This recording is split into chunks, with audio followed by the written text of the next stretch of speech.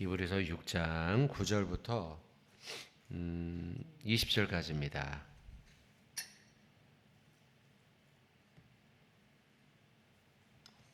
히브리서 6장 9절부터 20절까지입니다. 저거 한 절씩 교독하고 마지막 합독하겠습니다. 사랑하는 자들아, 우리가 이같이 말하나 너희에게는 이보다 더 좋은 것 곧 구원에 속한 것이 있음을 확신하노라.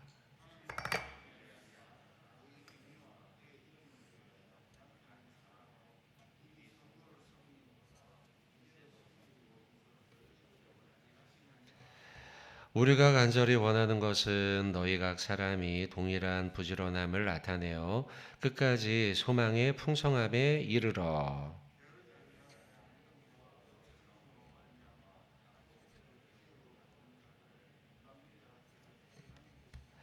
하나님이 아브라함에게 약속하실 때에 가리켜 맹세할 자가 자기보다 더 큰 이가 없으므로 자기를 가리켜 맹세하여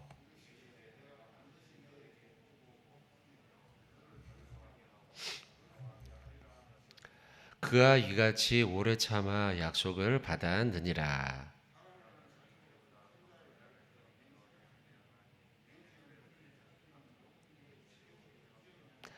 하나님은 약속을 기업으로 받는 자들에게 그 뜻이 변하지 아니함을 충분히 나타내시려고 그 일을 맹세로 보증하셨나니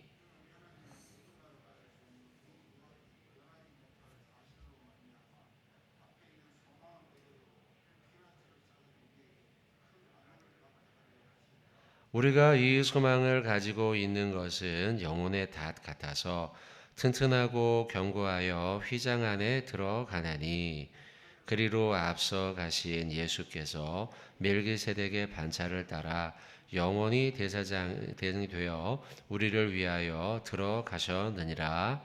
아멘. 자, 오늘 말씀은 또 예수 그리스도의 또 하나님의 맹세에 대한 말씀이 이제 뒤에 쭉 나오고요. 앞부분에는 우리가 성도로서 이렇게 살아가야 한다는 것에 대한 말씀이 기록이 되어져 있습니다. 그래서 이제 9절부터 12절까지 한 단락으로 볼 수 있을 것 같고요. 또 13절부터 마지막까지가 또 한 단락이 되겠습니다. 자, 9절부터 말씀을 좀 보겠습니다. 자, 사랑하는 자들아 부르고 있죠. 우리를요. 우리가 이같이 말하나, 이같이 말한다는 것은 이제 앞부분에 있는 1절부터 8절까지의 말씀을 받고 있고요. 특별히 8절의 말씀, 이보다 더 좋은 것은 이제 이보다라고 하는 것은 8절에 있는 말씀을 받습니다. 8절에 만일 가시와 엉겅퀴를 내면 버림을 당하고 저주함에 가까워 그 마지막은 불사름이 되리라. 좋습니까? 나쁩니까? 나쁘죠, 그죠? 나쁜 말이죠, 그죠? 나쁘게 되는 상황이에요. 배교입니다, 배교. 하나님을 떠나 배교하는 행위를 말함이죠. 8절에요. 이와 같이 배교하는 자의 결과는 마지막은 불사름이 된다라는 거예요. 자, 이렇게 안 좋은 말을 해놓고 나니까 그러나 이 모든 이가 이렇게 되는 건 아니라는 거죠. 그래서 9절에 이렇게 배교하고 마지막에 불사름이 되는 이것보다 더 좋은 것이 우리에게 있음을 확신한다. 더 좋은 것은 무엇이냐? 구원에 속한 것이죠. 9절 뒷부분에 나오는. 자, 그래서 정리하면요. 9절에 사랑하는 자들아 우리 성도들을 말함이고요. 우리가 이같이 앞에 안 좋은 이야기들을 쭉 말하나 너희에게는 이것보다 배교하여서 불사름을 당하는 좋지 못한 결론보다 더 좋은 것이 우리에게 있다. 그것은 무엇이냐? 구원에 속한 것이 있음을 확신한다. 그럼 그건 뭐냐?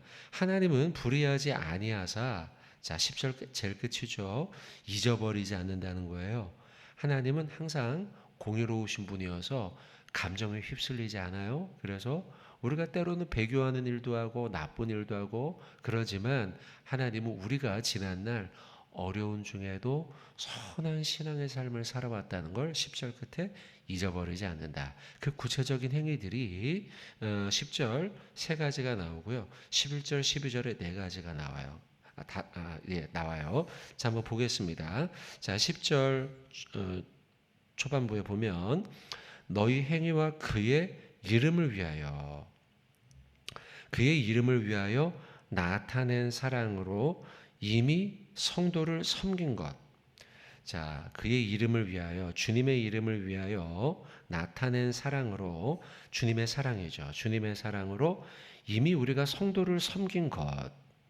그리고 세 번째, 이제도 섬기고 있는 것. 이것을 하나님은 잊어버리지 않는다는 거예요. 하나님의 이름을 위하여서 나타낸 하나님의 사랑이 있잖아요. 주님의 사랑. 그 사랑 때문에 우리가 선한 행위를 한 것이에요. 성도를 섬긴 것, 그리고 주님을 위해서 지금도 섬기고 있는 것, 이것을 하나님은 잊지 않는다는 거죠. 또 11절에 보시면 우리가 간절히 원하는 것은 너희 각 사람이 동일한 부지런함을 나타내어 부지런하게 살아가야 된다는 거죠. 자, 지금 이 하나하나가 우리가 했던 실천점이 될 수도 있지만 또한 우리 성도들에게 이렇게 살기를 바란다라고 하는 우리를 향한 메시지예요. 이렇게 살아야 되는데 11절에 나오는 건 너희 각 사람이 동일하게 언제나 항상 동일하게 변함없이 동일하게 부지런하게 살아가야 된다라는 거예요. 참 무더운 여름이다 보니 우리가 나도 모르게 움직이기도 싫고 하죠. 그러나 언제나 동일하게 더울 때든 추울 때든 따뜻할 때든 쌀쌀할 때든 언제든지 또 우리가 잘 될 때든 어려울 때든 왜냐하면 이 본문의 배경이요. 그리스도인들이 박해를 받던 때예요. AD 49년에는요. 글라우디오 황제가 유대인을 추방한 사건이 있어요. 이 일로 인해서 물론 나중에 이 바울이 전도 여행을 하면서 그 브리스길라와 아굴라 있죠. 이들이 로마 인근에 살았는데 나중에 추방돼서 오거든요. 추방돼서 오는 바람에 만났죠. 바울을 만날 수 있었던 거예요. 그리고 큰 동역자를 얻게 된 것인데 어쨌든 이처럼 글라우디오 황제가 유대인들 추방령을 내므로 인해서 유대인들이 박해를 당하죠. 원래 살던 동네에서 떠날 수밖에 없었던 이런 어려움이 있죠. 또한 AD 64년경에는 우리가 잘 아는 네로 황제 아시죠? 네로 황제가 그리스도인들을 막 박해를 했죠. 불질러 놓고 막 이렇게 했죠. 그리고 AD 70년에는 예루살렘이 멸망당하고 회파당하죠. 성전이요. 이런 일들로 인해서 그리스도인들이 박해를 당하고 있었어요. 근데 이런 어떤 때든지 간에 항상 동일하게 고난을 당하든 고난을 당하지 않든 동일하게 부지런함으로 신앙의 삶의 경주를 하라는 것이에요. 또한 11절에 끝까지 소망의 풍성함에 이르러라. 끝까지 완주하라는 거예요. 디모데후서의 말씀처럼 우리가 믿음의 경주를 해야 되고 또한 믿음이 끝까지 우리가 마무리까지 끝까지 포기하지 말고 끝까지 우리가 소망의 풍성함에 이르라. 이 말씀은 우리가 소망하는 바 하나님 나라에 대한 소망이죠. 이 소망이 풍성함을 가지라는 거예요. 하나님 나라가 얼마나 소망이 있는가. 주님을 믿는 그대 주님이 나에게 베풀으실 은혜가 얼마나 소망이 있는가. 이것이 막 가슴 가운데 풍성해야 된다는 거죠. 이게 끝까지 가야 돼요. 또 12절에 반복된 말씀이지만 게으르지 아니어야 한다. 이것은 이제 아까 11절에 부지런함에 대한 말씀이죠. 또한 12절 믿음과 오래 참음으로 말미암아 약속들을 기업으로 받는 자를 본받으라. 믿음의 선배들을 본받는 신앙인이 후배들이 되어야 한다는 것이에요. 자, 여러분 이 모든 것들. 자, 10절부터 제가 11절, 12절까지 여러 가지를 말씀드렸어요. 정리해 보면 10절에는 주님의 이름을 위해 나타낸 사랑으로 말미암아 이미 성도를 섬겼던 과거의 행위, 또한 지금도 섬기고 있는 것, 그리고 11절에 동일한 부지런함을 실천하라. 그리고 끝까지 소망의 풍성함에 이르도록 하여라. 그리고 12절에 게으르지 아니하고 믿음과 오래 참음으로 말미암아 약속을 기업으로 받는 자를 본받는 것. 자, 이런 선한 행위들이죠. 신앙의 실천들. 이것들이 아까 잠깐 말씀드린 것처럼 고난 속에서도 이 시대의 성도들이 실천했단 말이죠. 고난 속에서도. 어려운 가운데도 고난과 박해 속에서도 선한 믿음의 행위는 계속되어야 함에 대해서 말씀하고 있어요. 어려웠던 순간에도 이들은 실천했단 말이죠. 그러니 어려운 때뿐만이 아니고 언제든지 여러분 우리의 신앙도요. 어려운 가운데에서도 포기하지 아니하고 선한 행위는 계속돼야 돼요. IMF 시대를 아시죠, 여러분? 그때 한국 교회가 참 안타까운 결정을 내렸던 일들이 많아요. 한국 교회들이요. 그 당시에 IMF가 터지니까 교회마다 재정적으로 어려웠단 말이에요. 어려워져서 그 당시에 선교사님들 귀국 조치하는 일들이 그 당시에 한국 교회 꽤나 있었어요. 그러다 보니 선교사님 귀국 조치를 하거나 아니면은 구제 사역을 축소하거나 이해는 되죠. 재정적으로 어려우니까 당장 줄일 수 있는 일이 그런 일들이니까요. 그렇게 줄이다 보니 결국 그렇게 줄였던 교회들은요 더 어려운 IMF가 끝나고 난 다음에요. 코로나도 똑같습니다. 코로나도요 지금 코로나로 인해서 사역을 축소한 교회들이 있어요. 재정적으로 어려운 교회들이 실제로 있으니까요. 그런데요 우리가 알아야 될 건 IMF든 코로나든 여러분들 어렵고 고난을 당하고 위기를 만나고 이럴 때 하나님의 사역을 선한 일들을 축소하니 결과적으로요 축소했던 교회들은 그 이후 IMF가 끝나고 또 제가 미래를 생각해 보면 예측해 봅니다. 코로나가 다 끝나고 난 다음에 축소했던 교회들은 더 축소될 거예요. 그러나 거꾸로 어려웠지만 선한 일이고 하나님이 원하는 사역이라고 생각하고 믿고 그 일을 힘써 지켰던 교회들은요 하나님이 그 위기를 지나가고 난 다음에 더욱더 하나님의 일을 왕성하게 하도록 해주셔요. 여러분 우리가 이 믿음을 가지고 포기하지 말고 끝까지 고난 속에서도 역경 속에서도 믿음을 지키는 일, 하나님의 사명을 감당하는 일, 복음을 전파하는 일 이런 일들을 끝까지 감당해야 돼요. 진짜 안타까운 게요. 코로나 기간이라고요. 막 이 교육자를 축소한 교회들도 있어요. 그리고 상근 직원들이나 일하는 사람들을 막 축소하다 보니 근데 그렇게 했던 교회들은 더 점점 더 어려워지고요. 오히려 이렇게 힘든 때일수록 하나님의 사명이라고 생각하고 더 열심히 전도하고 복음 전하고 사명을 감당했던 교회들은요. 코로나 중에도 제가 보면은 새신자도 계속 들어오고 또 성도들이 하는 일들도 줄어들지 아니하고 계속 그렇게 되더라는 거죠. 그러니 여러분들 고난 중에서도 하나님을 위한 선한 일이 계속돼야 돼요. 갈라디아서 한번 말씀을 볼게요. 갈라디아서 6장 말씀 한번 보실까요? 고난 중에 우리가 어떻게 하는가? 갈라디아 6장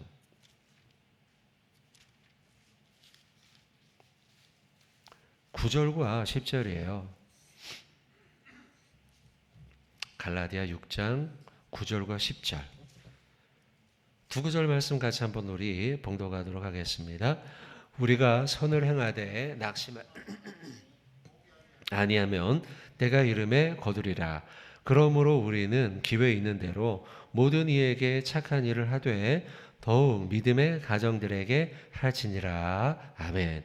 우리가 선을 행하되 낙심하지 말아라. 선한 일 하다가 보면 좋은 때도 있지만 어려운 때도 있잖아요. 그러면 내가 이렇게 선한 일 했는데 왜 이렇게 어려운 일은 계속 되는 거야? 그러면 사람이 감정적으로 낙심하게 되잖아요. 근데 낙심하지 말라는 거예요. 또한 포기하지 말라는 거예요. 포기하지 말아라. 그러면 때가 이르면 어떻게 돼요? 때가 이르면 거두리라. 거두리라. 그러니 여러분 하나님의 선한 일을 하다가 때로는 위기를 만나고 고난을 당할 수도 있어요. 초대교회처럼 아까 네로 황제의 박해를 만나기도 하고 글라우디오 형제가 유대인들을 믿는 자들을 추방하기도 하고요. 그리스도인들을 추방하기도 하고 이런 일이 있겠지만 그러나 선한 일을 하다가 낙심하지 말아라. 때가 이르면 어떻게 해요? 거두리라 말씀하고 있죠. 자, 여러분 이 말씀을 믿고 하나님의 사명을 우리가 끝까지 감당해야겠습니다. 자, 12절까지 봤는데요. 13절의 말씀 좀 볼까요? 하나님이 아브라함에게 약속하실 때에 가리켜 맹세할 자가 자기보다 더 큰 이가 없으므로 자기를 가리켜 맹세했다. 자, 이 말씀은 하나님과 아브라함의 약속이었죠. 약속과 맹세가 지금 13절에 두 단어가 나오죠. 자, 약속과 맹세가 있는데, 근데 이 약속을 할 때 맹세를 해야 될 거 아니에요. 자, 너가 나를 하나님으로 나는 너를 자녀로 삼아줄게 이런 약속을 하셨는데, 또 하늘의 별을 가리키면서 저렇게 되도록 해줄게 약속하셨는데, 근데 약속을 하면 내가 꼭 이 약속을 지켜줄게 하고 맹세를 하잖아요. 하나님이 맹세해야 되는데, 그 맹세를 하는데 하나님보다 더 확실한 담보가 없는 거죠. 그러니 하나님이 자기 자신을 담보로 한 거예요. 자, 그게 13절의 말씀이에요. 이해되시죠? 자기보다 더 큰 이가 없으므로 하나님 자신을 담보로 해서 맹세를 했다. 하나님은 인생이 아니시지 않습니까? 이게 민수기 23장에 나오는 말씀이죠. 하나님은 인생이 아니심으로 시건치 아니하고 거짓말을 아니하는 분이시죠. 변함이 없으시죠. 그래서 어떤 담보물보다 가장 확실한 당신 자신을 담보로 해서 맹세했다. 자, 13절은 그런 말씀입니다. 이해되시죠? 그죠? 자, 14절 이르시되 내가 반드시 너에게 복주고 너를 번성하게 하고 번성하게 하리라. 너무나 확고한 맹세죠. 그죠? 하나님이 이처럼 우리를 복주시기를 원한다는 거 아주 확실한 맹세요. 복주고 또 번성케 하고 반복적으로 말씀하고 있어요. 하나님은 어떤 분인가? 여러분들을 우리를 복주고 또 번성케 하고 이렇게 하기를 원하시는 분인 줄로 믿습니다. 여러분 이런 분이에요. 오늘도 이런 하나님을 우리가 신뢰해야죠. 자, 15절의 말씀, 그가 이같이 오래 참아 약속을 받았느니라. 아브라함이 이같이 오래 참아 약속을 받았어요. 사람들은 자기보다 더 큰 자를 가리켜 맹세하나니. 자, 16절은 아까 13절의 말씀에 대한 또 부연에 반복되는 말씀이죠. 사람들은 자기보다 더 큰 자를 가리켜 맹세하나니 맹세는 그들이 다투는 모든 일의 최후 확정. 맹세는 그런 거죠. 법정에서 당신 그 약속해서 안 했어. 물어보면 했는데요. 근데 왜 안 했어? 왜 안 했어? 왜 했어? 이렇게 이야기를 할 때 맹세했던 것. 나는 이걸 담보로. 하나님은 지금 누구를 담보로 했어요? 당신 자신. 하나님 스스로를 담보로 맹세했다는 거죠. 자, 그 말씀이에요. 그래서 16절에 사람들은 자기보다 더 큰 자를 맹세하나니 맹세는 모든 다투는 일, 법정에서 다투는 일 했냐 안 했냐라는 모든 일의 최후 확정의 근거가 된다는 거죠. 근데 그게 바로 하나님은 누구였어요? 하나님 스스로였다는 거죠. 17절 하나님은 약속을 기업으로 받는 자들에게 그 뜻이 변하지 아니함을 충분히 나타내시려고 그 일을 맹세로 자기 자신을 맹세로 보증하셨다. 이는 하나님이 거짓말을 하실 수 없는 이 두 가지는 뭐냐면 13절에 나오는 약속과 맹세예요. 약속과 맹세를 변하지 못할 사실로 말미암아 앞에 있는 소망을 얻으려고 피난처를 찾는 우리에게 소망을 얻으려고 뭔가 근거 있는 것, 그 소망을 얻으려고 피난처를 찾고 있는 우리에게 큰 안위를 받게 하시려고 이 두 가지 약속과 맹세내고 그것은 하나님 자신이었죠.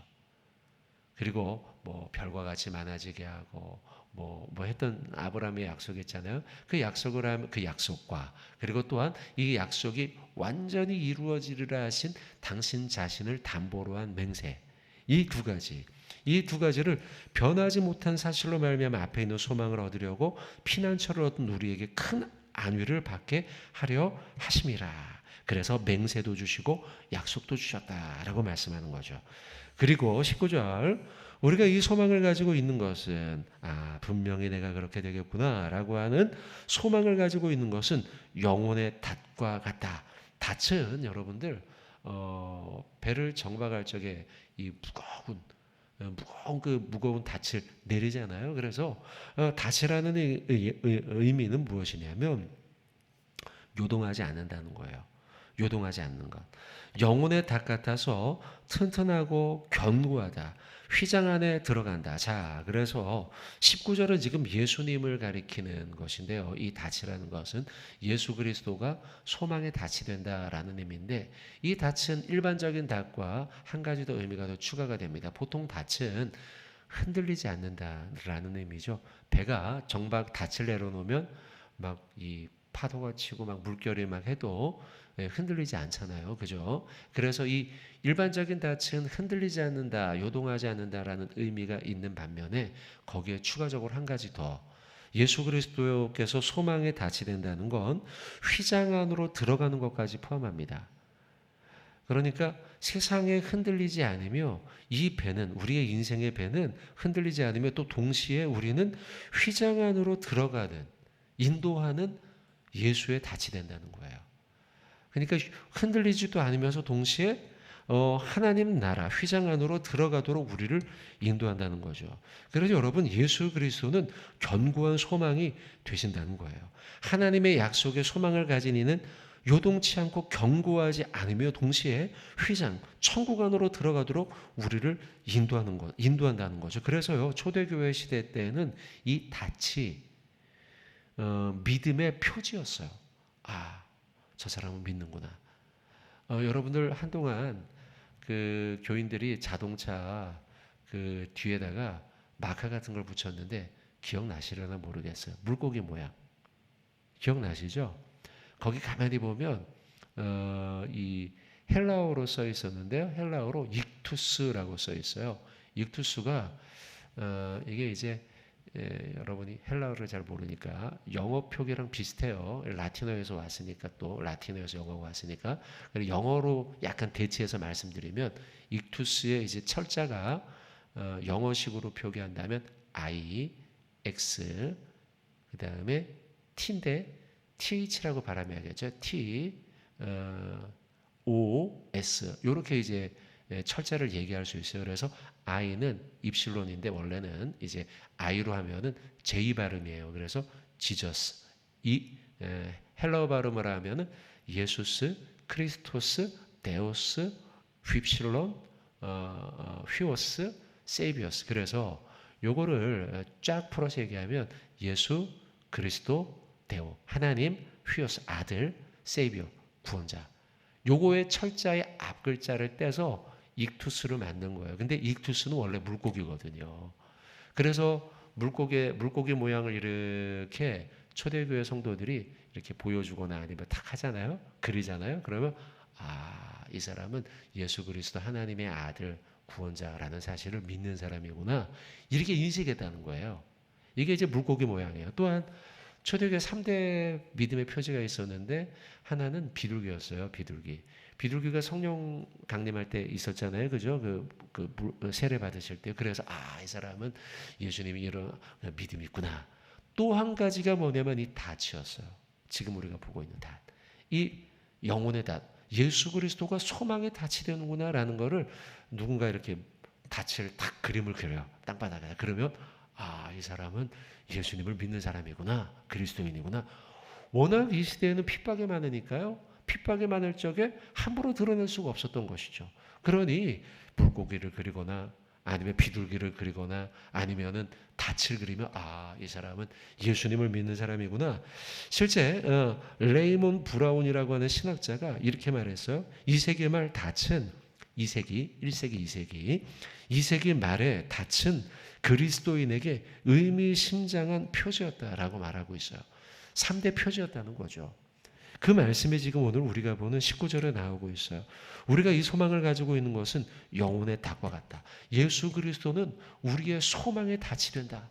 요동치 아니하고 우리를 천국으로 인도하는, 이끌어가는, 견지하는 그런 소망의 닻이 되신다. 우리는 예수를 붙들고 이 세상의 파도에 흔들리지 않으며 우리는 이 땅에 머무는 자가 아니라 천국을 향해 가는 자들이야 라고 말씀하고 있다는 거예요. 자, 여러분, 우리도 험한 세상 살고 있죠.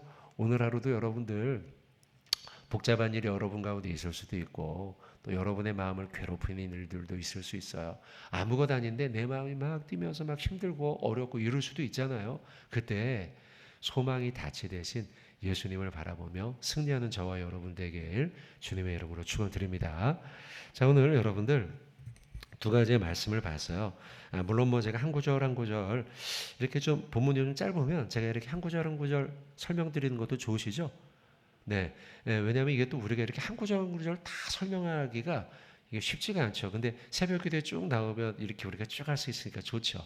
근데 또 좀 본문이 너무 길면 그렇게 할 수는 없어요. 시간상. 근데 오늘은 그래도 본문이 좀 이렇기 때문에. 자, 그 가운데도 제가 좀 집중해서 설명드린 것들이 있어요. 앞부분에서는 고난과 박해 속에서도 우리의 선한 행위들이 계속돼야 한다라고 하면서 부지런해야 한다, 게으르지 아니한다, 뭐 이런 말씀들을 쭉 전했고요.